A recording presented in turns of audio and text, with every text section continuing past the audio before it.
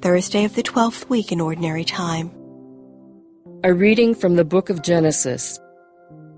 Abram's wife Sarai had borne him no children. She had, however, an Egyptian maidservant named Hagar. Sarai said to Abram, "The Lord has kept me from bearing children. Have intercourse then with my maid. Perhaps I shall have sons through her." Abram heeded Sarai's request. Thus, after Abram had lived 10 years in the land of Canaan, his wife Sarai took her maid Hagar the Egyptian and gave her to her husband Abram to be his concubine. He had intercourse with her, and she became pregnant. When she became aware of her pregnancy, she looked on her mistress with disdain. So Sarai said to Abram, "You are responsible for this outrage against me. I myself gave my maid to your embrace. But ever since she became aware of her pregnancy, she has been looking on me with disdain. May the Lord decide between you and me." Abram told Sarai, "Your maid is in your power. Do to her whatever you please." Sarai then abused her so much that Hagar ran away from her. The Lord's messenger found her by a spring in the wilderness, the spring on the road to Shur, and he asked, "Hagar, maid of Sarai, where have you come from, and where are you going?" She answered, "I am running away from my mistress Sarai." But the Lord's messenger told her, "Go back to your mistress, and submit to her abusive treatment." "I will make your descendants so numerous," added the Lord's messenger, "that they will be too many to count." Besides, the Lord's messenger said to her, "You are now pregnant and shall bear a son. You shall name him Ishmael, for the Lord has heard you. God has answered you. This one shall be a wild ass of a man, his hand against everyone, and everyone's hand against him. In opposition to all his kin shall he encamp." Hagar bore Abram a son, and Abram named the son whom Hagar bore him Ishmael. Abram was 86 years old when Hagar bore him Ishmael. The word of the Lord. The responsorial psalm. The response is, "Give thanks to the Lord, for he is good." Give thanks to the Lord, for he is good, for his mercy endures forever. Who can tell the mighty deeds of the Lord, or proclaim all his praises? Give thanks to the Lord, for he is good. Blessed are they who observe what is right, who do always what is just. Remember us, O Lord, as you favor your people. Give thanks to the Lord, for he is good.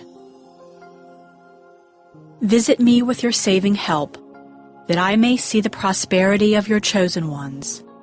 Rejoice in the joy of your people, and glory with your inheritance. Give thanks to the Lord, for he is good. A reading from the Holy Gospel according to Matthew. Jesus said to his disciples, "Not everyone who says to me, 'Lord, Lord,' will enter the kingdom of heaven, but only the one who does the will of my Father in heaven. Many will say to me on that day, 'Lord, Lord, did we not prophesy in your name? Did we not drive out demons in your name? Did we not do mighty deeds in your name?' Then I will declare to them solemnly, 'I never knew you. Depart from me, you evildoers.' Everyone who listens to these words of mine and acts on them will be like a wise man who built his house on rock. The rain fell, the floods came, and the winds blew and buffeted the house, but it did not collapse. It had been set solidly on rock. And everyone who listens to these words of mine but does not act on them will be like a fool who built his house on sand. The rain fell, the floods came, and the winds blew and buffeted the house. And it collapsed and was completely ruined. When Jesus finished these words, the crowds were astonished at his teaching, for he taught them as one having authority, and not as their scribes. The Gospel of the Lord.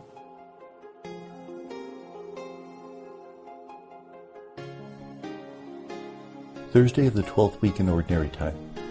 The first reading comes from Genesis 16, 1-12, and 15-16.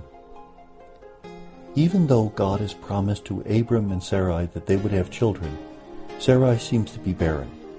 So she does what is typical of this time. She has her slave, Hagar, an Egyptian maidservant, sleep with Abram, and when she becomes pregnant and when the child is born, the child will be placed on Sarai's knee and therefore be adopted. Now what's very interesting is that this story was written down sometime around 1000 BC, around the time of David. But that was not the custom in force in those days. In fact, in the Code of Hammurabi, written sometime around 2200 BC, it said that if a mistress cannot have a child, then the slave should sleep with the master, and the child, when born, should be placed on the mistress's knee, and that would be the adoption. The Code of Hammurabi, 2200 BC, has this custom, whereas it is not the custom when Genesis is written. That would indicate that this is a very old custom, and the remembrance of what happened goes all the way back. In fact, we believe that Abraham lived around 1800 BC. The custom is much closer to his time than to the time when Genesis is written. What is this saying? That the story of Abram is historic. It remembers a custom that had long been forgotten in Israel, but is recorded in this story. Therefore, it gives us an indication that we're dealing with historic people from around the time of the beginning of the second millennium BC. Well, once Hagar becomes pregnant, she becomes a bit uppity and she starts talking back to her mistress. Sarai is very upset by that, and Abram allows her to do whatever she wants. So she abuses Hagar. Hagar runs away, and a messenger of the Lord, an angel, appears to Hagar and calls her back, and in the process reveals to her that her son will be a great man, Ishmael. Ishmael will be the head of many nations. Ishmael is the son of Abram, so he has to be an important person, even if he's not going to inherit the promise that was given to Abram. And we hear that Abram was 86 years old when Hagar bore him Ishmael. It's very unlikely an 86-year-old man would have a child. If he has Ishmael, then the indication is that'll be the last kid, because there's no way he's going to have another child at this age. Yet God works his miraculous ways.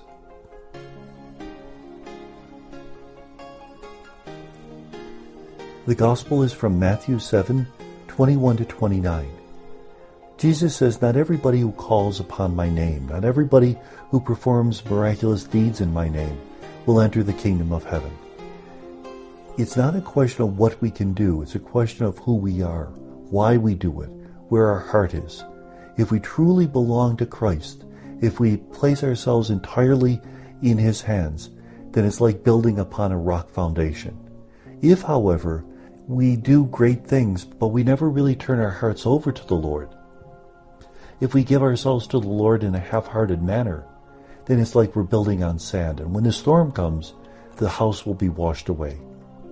If we think God is simply a miracle machine, that we can pump in the right prayers and push a button and out comes a miracle, then we've never really had faith. All we want is what we want.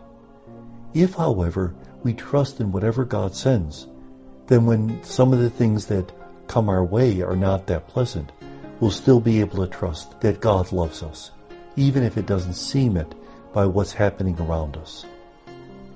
And may God bless us.